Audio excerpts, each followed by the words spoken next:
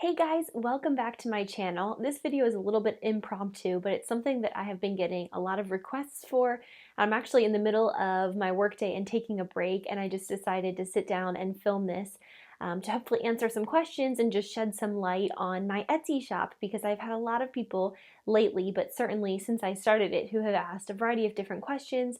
A lot of you are starting your own Etsy shops and want to know like tips or advice or how I got started and things like that.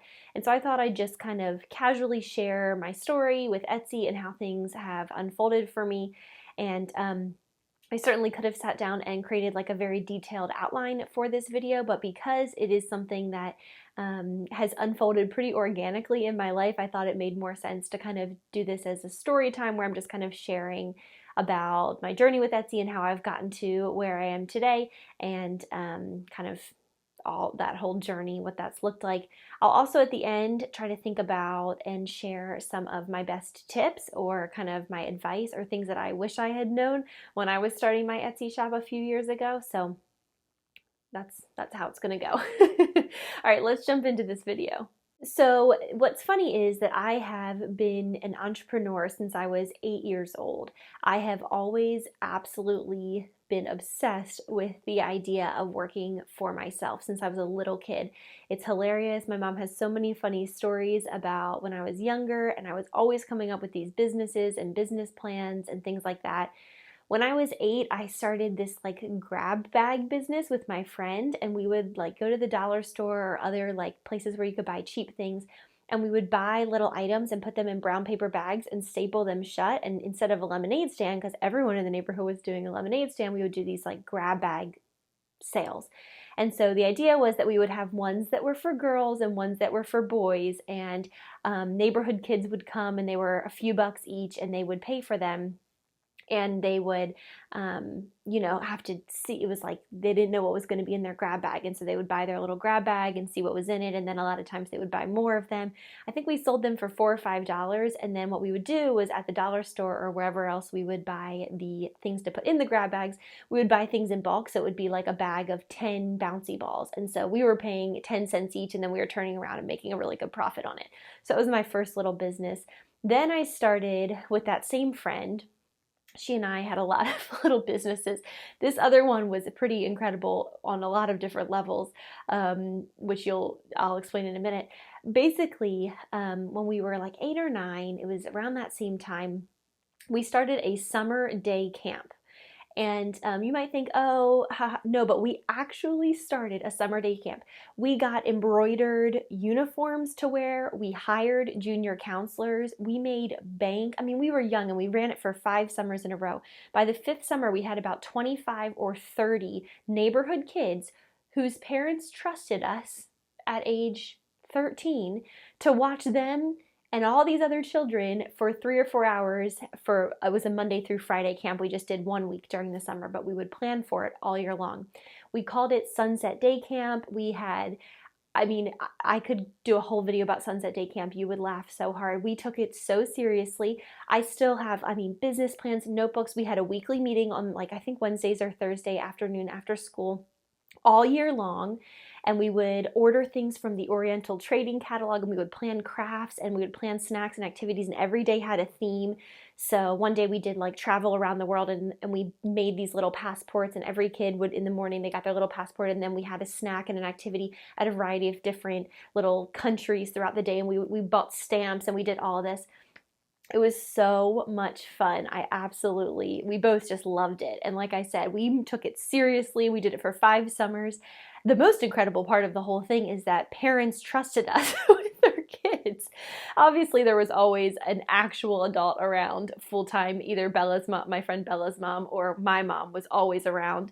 My mom was the first year, and then Bella's mom, the last 4 years, took off a week from work, did things around the house, gardened, and things like that. So she was always right around when we were doing this. But I just can't imagine parents trusting us, but I'm so grateful they did. A lot of them were family friends and things like that, but 25 kids was a lot for 2 8-year-olds. So anyway, I'm going on and on about this, but my point is I have had this entrepreneurial spirit forever, since I was so young.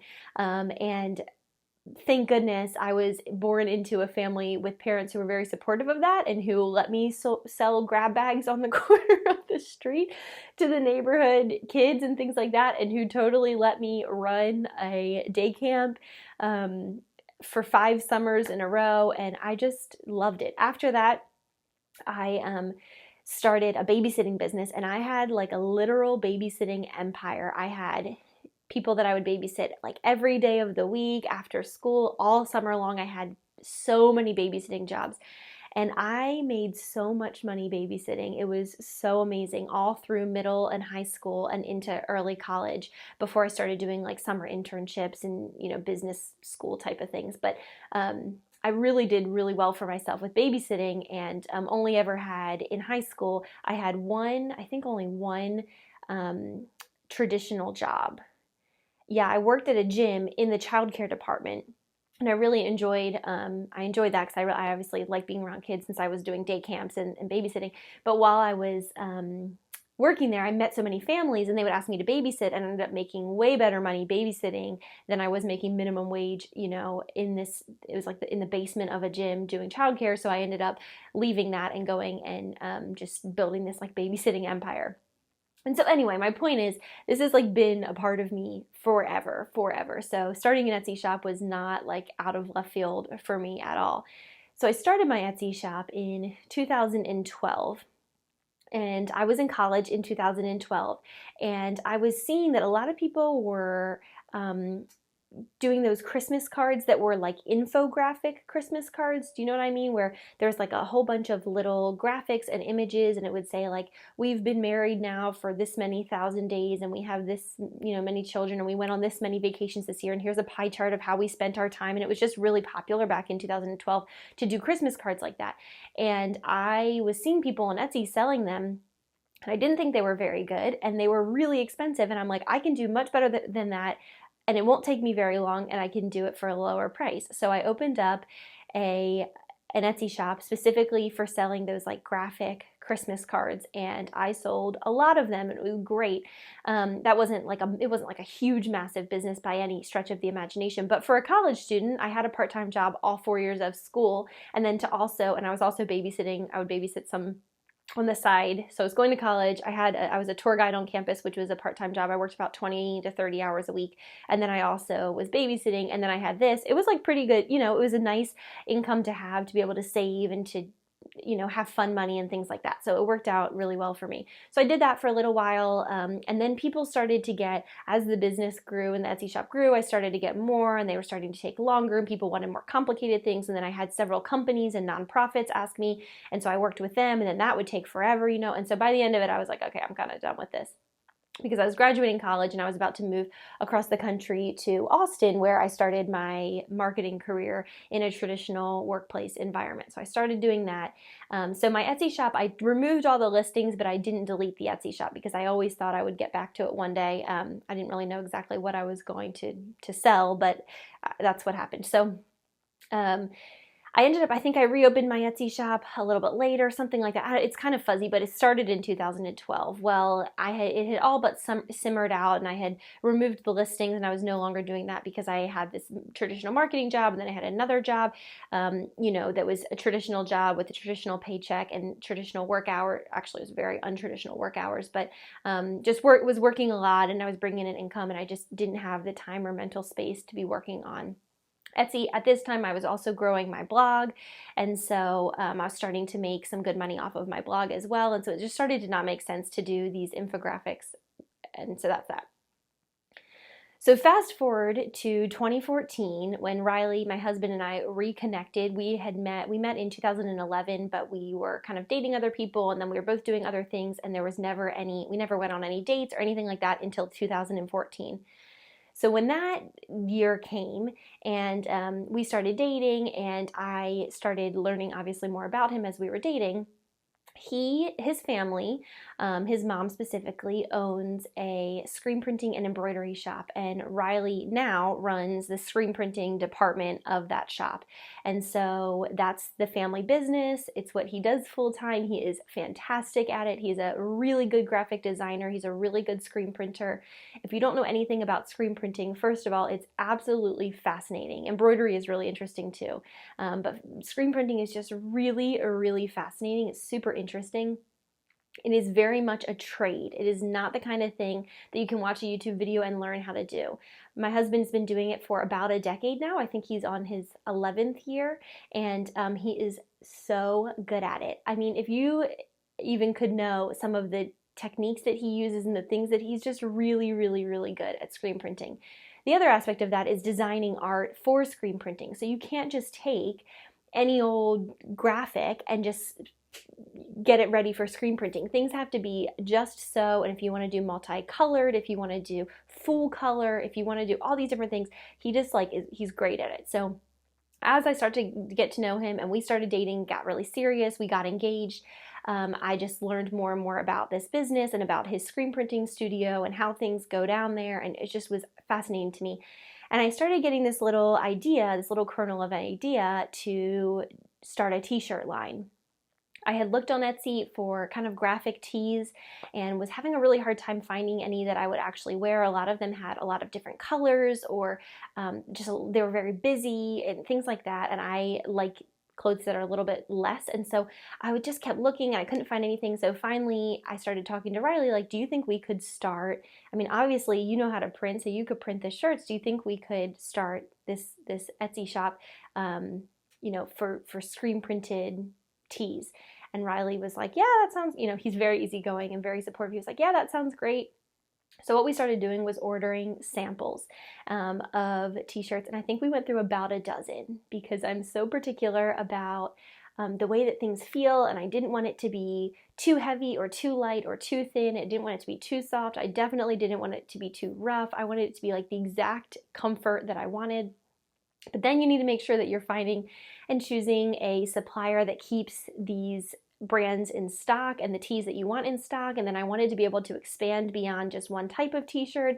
And then colors, I wanted to make sure that the brands that we were choosing had a lot of colors. So this was like 3 or 6 months of mulling over all these different t-shirt options and trying to choose them. And during that time, I was starting to sketch out some t-shirt designs that I thought might suit my shop and kind of these different things. So we had like probably 5 different t-shirt designs that I had kind of drawn up in my head, and we went through, like I said, like a dozen different shirts, and I would try them on and I wear them. I remember wearing these shirts, these like prototype shirts, out to brunch and just thinking, this is too scratchy, this is too this is too that. And the shirts that the bread and butter shirts of our shop are amazing. Everybody loves them. They're so soft and wonderful. So I'm glad that we took all that time to choose the exact right ones. They're so wonderful, and they come in gorgeous colors. But anyway, so that was all in 2016. We got married in July of 2015, and by 2016, we were late 2015, early 2016, we were really starting to get this going. I ended up launching my Etsy shop for the t-shirts in March of 2016. So it was like fall of 2015. After we got married, we started working on this project, and by the following March, we were ready to launch. I only launched with 3 designs, and they are all 3 still in my shop today. And they are Joyous, Contagious, Say Yes to Adventure, and Live in the Sunshine. And those 3 designs, like I said, they're still in my shop today. But I decided to only launch with 3 because I knew that we would grow and expand, but I also knew that if we tried to start with like a dozen, even felt so much to me. Now we have many more than that, but that felt like so much to me at the time. So I just started with 3, and I bought a little postage scale, and I bought my little packaging materials and marketing materials, and I opened up my shop. And it was a labor of love. I mean, opening up an Etsy shop is not a joke if you're going to do it right. If you're going to have packaging that matches and marketing materials that match, and if you're going to have your policies be filled out, and you're going to have clear communication and clear descriptions and good photos. I had my sister fly in from Maryland, and she's a photographer, and I had another friend drive up to be the model, and I shot, I had like a shoot of all of my tees so that I could have those for my Etsy shop. Like if you're doing it right, it's a lot of work. So anyway, did all that, and I'll never forget the first day when I launched. It was in early March of 2016. I had, at the time I was only blogging, I was not on YouTube, and I shared about it on my blog, and I made 15 sales that day, and I was in heaven. I could not believe, I was so excited that I had made 15 sales in one day. I was just so excited, and it was such a great kickoff. It was just so much fun. So Riley and I, ordered those shirts from our supplier, and we had, Riley printed them and I packaged them up. And I remember it took me, the time that it took me to package up those 15 shirts, I could probably now, no kidding, probably package like 50 shirts. I was so unsure of myself. I kept measuring the packages and weighing them and re-weighing them, and I just wasn't sure of myself. Now I can do it much faster.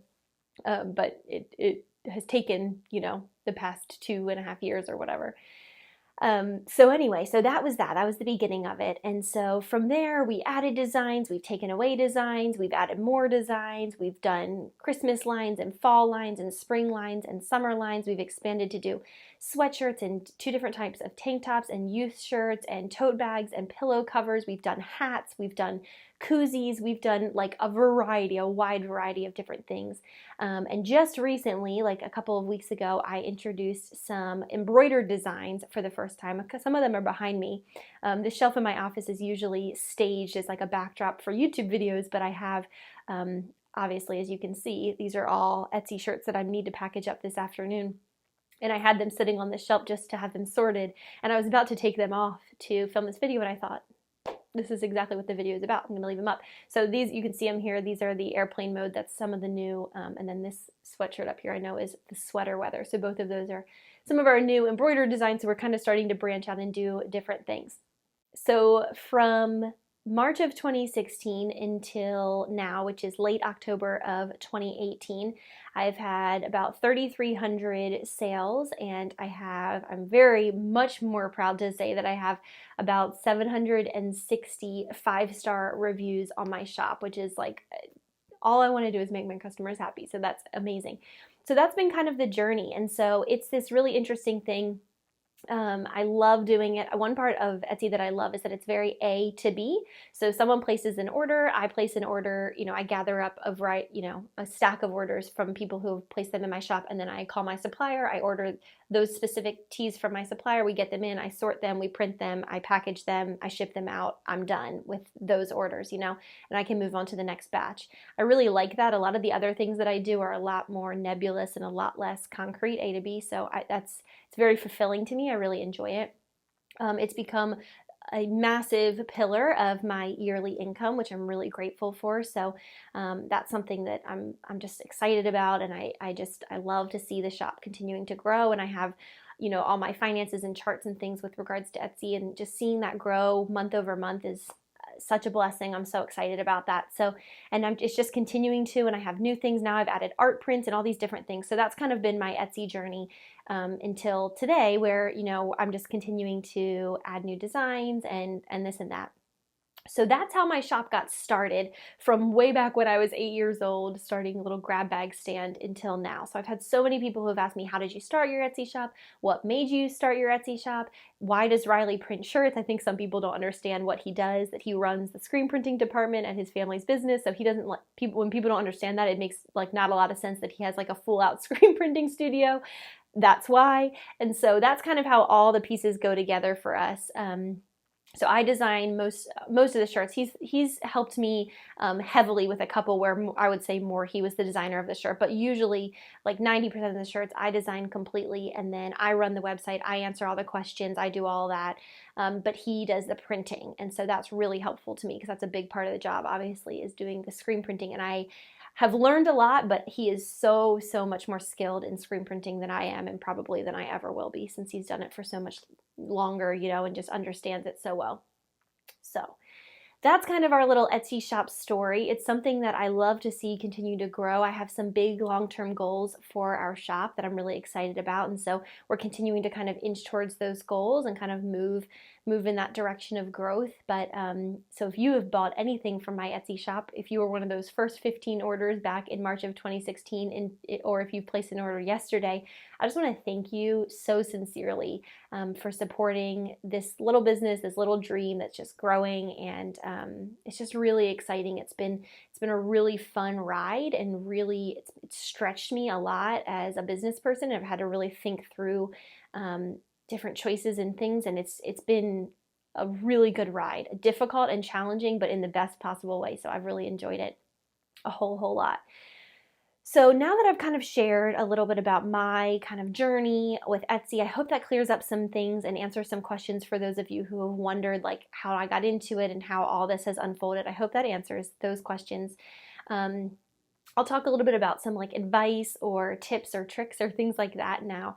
Before I dive in, I do want to say that I am pretty protective over my I don't want to say Etsy secrets, but kind of. So this is not, I'm just not going to share like where I buy, you know, who my suppliers are. I'm not going to share that publicly. I'm not going to share information about like my packaging publicly and like how I get that done. Like I'm just not going to share those kinds of things because those are things that I had to work really hard to figure out and work for and things like that. And I just feel like I'm going to hold those close to me. I'm not going to just hand out that. I hope you understand. I'm not trying to be rude. It's just, you know, it's part of my business, and I think I share a lot online, and I'm just not going to share kind of my behind the scenes like Etsy secrets. But I will share you know, less about like my process in this particulars, but more general kind of good practices, best practices with regards to Etsy. So my first kind of tip or piece of advice that I would give someone who is starting an Etsy shop is to start small. I think some people think that they can't be successful unless they start with 60 different items, but I'm here to tell you that creating 60 Etsy listings, you will lose your mind. Creating one Etsy listing takes forever. If any of you have an Etsy shop, then I'm sure you know, or if you've ever dabbled in it, it's like you're adding like 10 pictures and you're adding a good SEO friendly title, and then you have to add the description, add all the materials, who made it, when's it made, what's your processing time, the weight, the packaging size. It's like a lot just to add one. So I think, you know, like I said, I started off with 3 that served me really well, and I was able to slowly expand my shop as I started to get better at all the different parts of it. I would say that that's probably a good piece of advice for most people, is that you don't have to start off with 100 different listings. You can start off with 3. You can start off with 5 or 10 or 15 and grow slowly over time. There's no reason that you have to start huge. I think a lot of times when people start huge, they burn out because it's too overwhelming and it's too much. So I would say start slow. On a more practical level, the way that your shop looks matters. So you want to make sure that your photography is as good as you can make it. I mean, natural light will do what I'm pointing to my window. Natural light will work wonders for you. Most smartphones these days have amazing cameras. So even if you don't have a great camera, if you can use your smartphone and you can use natural light, do that. It's always a good idea with photography. If you sell jewelry, let's say that you have not just a picture of the necklace on you know, a table or something like that, but you have it on somebody. People like to be able to see that. So that's something that's helpful as well. Having like a shop logo or some kind of shop identity, I think, is helpful. And I think it's helpful and important for you as the creator to have your face out there. People buy on Etsy specifically because it's like a handmade community of creators and makers, and people don't go to Walmart or Target, and they go on Etsy because they want to shop small and support a family. You know, like when I get an Etsy sale or when I get a bunch of Etsy sales, that's my grocery budget for the month, or that's our, you know, our mortgage or whatever. And like that, it's not like going into this big corporation. It's like very, you know, so people appreciate that about Etsy. I know I appreciate that about Etsy, and I do a lot of gift buying on Etsy for that reason. So you can't separate your brand and your shop from you. You're very intertwined. And so making sure that you have some kind of social media presence, that your face is out there, that you show people, you know, hey, this is who I am. For me, it's like, hey, my name is Blair. I design these shirts. My husband prints them. We have this little family business, and we just love doing it. And that's kind of what we're doing. And it just gives people a little bit more of that kind of heartwarming feeling of like, oh yeah, this is amazing. I'm supporting a little family and not necessarily, I don't have a big problem with those other companies, but you see what I'm saying? I think it's important for you to be upfront with your brand. You do need a headshot on your Etsy page. Don't use your logo, use your face, like write a little about me, that kind of thing. I think it's really important. I think it all kind of adds to the charm of Etsy.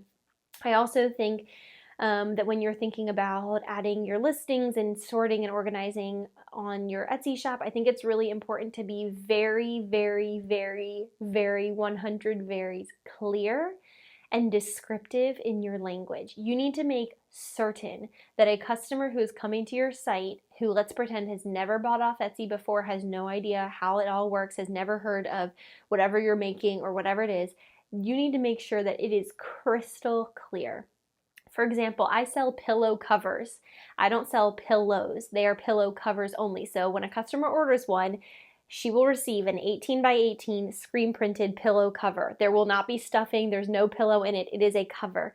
If you go look at my pillow cover listing, I have that like 5 different places on the listing. It's in the title of the listing. It's in the description of the listing. One of the photos on my listing is like an alert. This is only a pillow cover. And the reason for that is because my end goal with Etsy always is to delight the end consumer, is to delight the people who have ordered from my shop. It is never to disappoint. It is always to delight. So if someone places an order for a pillow cover and it's not clear that it's just a cover and they think they're getting a pillow and they receive it and it's just a cover, that's going to be level 10 disappointing. That person is probably going to leave a very low review. They're probably going to be really upset. They're not going to recommend the shop to anybody. And they might not even stuff that pillow and put it out on their couch because they're just so frustrated with the fact that they didn't get what they thought they were going to get. Horrible user experience. On the other end, the exact same product, if I have made it abundantly clear, which I feel that I have, that it is a pillow cover only, then when someone receives it, they've already purchased the insert or they've already set aside a pillow in their home that they're going to use as the insert. They happily stuff the pillow, zip it up, put it on their couch, take a picture of it, add a review on my page. Do you know what I'm saying? It's the exact same product with 2 totally different ends to the story. And it's all about communication. Along with that, I think as an Etsy shop owner, your communication matters massively. So you need to be, at least I think it's important for me to be available to answer questions on Etsy conversations multiple times a day. So I check in with my Etsy conversations every few hours during the work week and twice or 3 times on Saturday and Sunday. It is because what I imagine in my head. Someone comes to my shop and they have selected an item that they want to buy and they're unsure of what color to get or they're unsure of what size to get. So they add it to their cart and they're looking at it and thinking, oh, I just really want to get this. I'm just not sure about the size. Do they run big? I don't know if these run big. Are they going to fit? I don't know.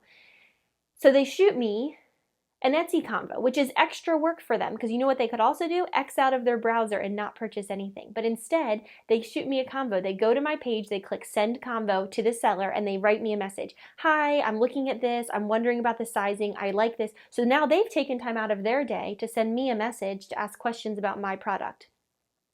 I need to be responsive and I need to be clear and communicative in my responses. So I try so hard when someone sends me a question. I always try to greet them. I try to write a long explanation if that's necessary, obviously clear and to the point. But sometimes people have several questions or they want to know, like, does it run big? What about if you're a busty woman? Will it fit well? And I'll explain, like, if you're a busty woman, this design might not be the best one. You might want to choose this one. And I'll explain thoroughly because if this person already has this in their cart, they're ready to check out, but they have questions. And if I'm not there to answer their questions, they're not going to check out and I'm losing sales. And I'm also not on that end of delighting the customer. So that's kind of my thoughts about that of like, you want to make sure you're delighting your customers. If they have questions, you got to answer them and answer them really well. So that's a whole other piece of the puzzle is like answering clear, communicating clearly. Along those same lines, I think that whole the customer is always right thing definitely applies. There are certain boundaries that you have to put around that because, of course, you could get totally taken advantage of and things could go really sideways if you don't have good boundaries around that. but there are definitely ways to just make sure that the customer is always delighted and always leaves your shop and the experience of purchasing from your shop feeling happy and satisfied. So if someone orders something and during the process of screen printing, they get like a little nick in the shirt and there's like a little hole in the shirt, this has happened maybe 5 times, um, and they send me a message, guess what? Immediately, I order another shirt and have it rushed to them. And they don't have to send me that shirt back because then that's more work for them. Now they're driving to the post office for what am I going to do with that shirt? It has a shirt with a hole in it. I always just say, you're welcome to keep that shirt. I'll send you a fresh one. If I send someone the wrong shirt, which has definitely happened before in 3,300 orders, you bet on my long packaging days, I've grabbed the wrong design. And so it's been a navy V-neck like the person ordered, but it's the wrong design. When that person tells me, first of all, I profusely apologize. I do whatever I can to make it right. So that's usually getting another shirt rushed in, printing it, and rushing it back out to them so that my customer receives the correct shirt in the quickest amount of time. And if it's a bigger mistake, then I usually offer something else. Like, hey, do you want to choose something else in my shop? I'd be happy to send you something for free just to say I'm sorry. This is all snowballing. Along those same lines, don't be afraid to say you're sorry. I can't tell you, I mean, there's probably 30 messages in my Etsy conversations over the past couple of years where I've started off saying, I just want to say I'm so sorry. I did not mean to send you the wrong shirt. I'm so sorry that this didn't work out for you. I'm so sorry that there was a little hole in the sleeve. Whatever it is, like I just think that being really kind and human about it is like what sets Etsy apart from a big box store, is that the person sending me a message knows they're talking to me, who's an actual human person, and I am an integral part of this shop, and so I care deeply about the success of this shop, and because of that, I care deeply about the customers who shop with me. So if they have any problems at all, I will literally bend over backwards to make sure that those customers will be happy, that they'll get what they want or they need, and they end up delighted. Along those same lines, I think it's always better to under-promise and over-deliver. Way better than over-promising and under-delivering.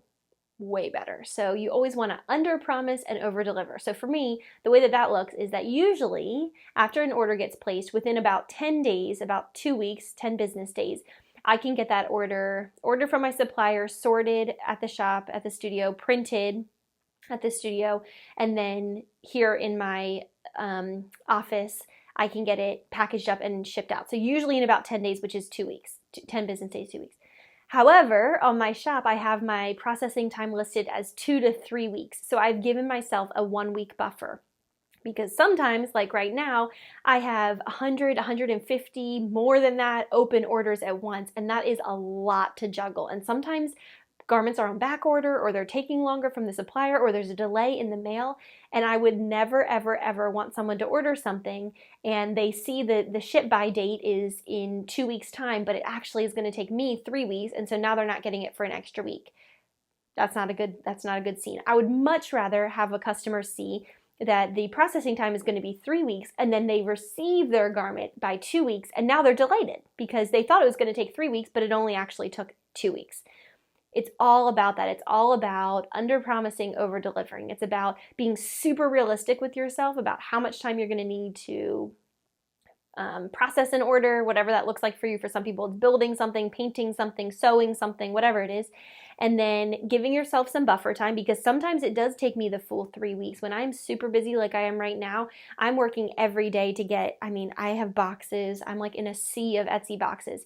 And so even if I'm doing 50 orders a day, they're continuing to, it's a whole thing, So because of that, it's important that I'm very clear about this is how long my processing time takes plus shipping.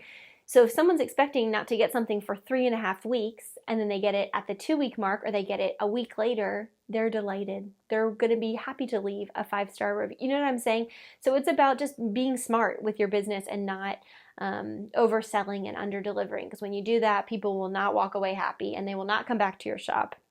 There are a lot of other things I can think of too. Rewarding loyal customers is one, so sending out coupon codes or something of that nature to people who have purchased from you multiple times, because those are the people who you just want to I could think of names right now in my head that I would love to give shout outs to, people who are recurring customers who order from me all the time. I see their names come up all the time.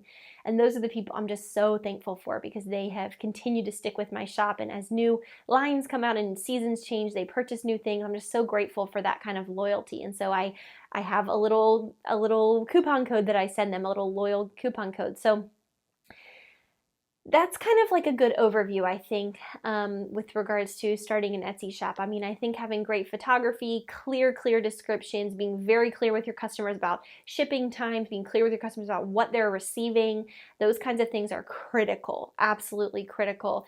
And then on the communication side of things, I think being the face of your business and people knowing who you are, even if you're not going to start a YouTube channel, not going to start a blog, whatever, if you just have an Instagram account and you go on Instagram stories, or if you just have a photo of yourself and your family or whatever, and you put it up on like Friday introductions, and you just say, hey, I want to introduce myself, this is my name and this is my shop, like that goes a long way with customers. People want to see who they're buying from and who the maker is. So I think all of that. I think in the communication arena, as far as customer service, I think that you will do yourself well to bend over backwards for your customers. Your shop will grow. You will make more sales if you are willing to live in the arena of the customer is always right, and you are willing to live in the arena of apologizing when you do something wrong or when you make a mistake, and then doing whatever is necessary to make it right. That is what I think, like wholeheartedly, I think that. So I try to do whatever I can. I always am trying to do whatever I can to make sure that my customers are happy while also having clear boundaries. That is kind of a very kind of winding overview of like how my Etsy shop got started, how it got to where I am now, and also some of my like core tips and tricks, my core advice that I wish someone had sat down and told me when I was starting my shop back in 2012, and then specifically when I was starting like kind of revamping my shop to be a t-shirt shop in 2016. So those are like my kind of tidbits. If you have any questions about this, or if there's anything else that you kind of want to delve off into and discuss or whatever, you're welcome to leave me comments below. I could always do like an Etsy Q&A or something like that if I have enough interest or enough questions. I realize that this video isn't interesting or isn't relevant to everyone, but I definitely know that there are some of y'all who have been sending me messages on Instagram or emails or comments on YouTube or whatever, asking to know more about Etsy. So I hope this was helpful. Seems like, yeah, it was quite long, so I hope it was interesting, and I really appreciate you following along and watching this. If you want to go check out my Etsy shop, I will leave a link below. You're welcome to go peruse it and check it out. It is like the little engine that could. Started off with 3 designs, and it's continuing to grow, and it's just really exciting. I'm really proud of it, and I'm excited for where it is now, and I'm excited for where it'll be in 6 months or a year or 2 years. I'm excited about it. So go and check that out. If you enjoyed this video, I would love for you to give it a thumbs up, and make sure to leave me a comment below if you have ever started any business of any kind, whether you started a day camp when you were 8 or 9 years old, or whether you have an Etsy shop now or whatever. Would love to hear from you. It's always fun to connect with other makers and other people who have shops and small businesses and things like that. So thanks so much for watching. I will catch you guys next time. See you soon.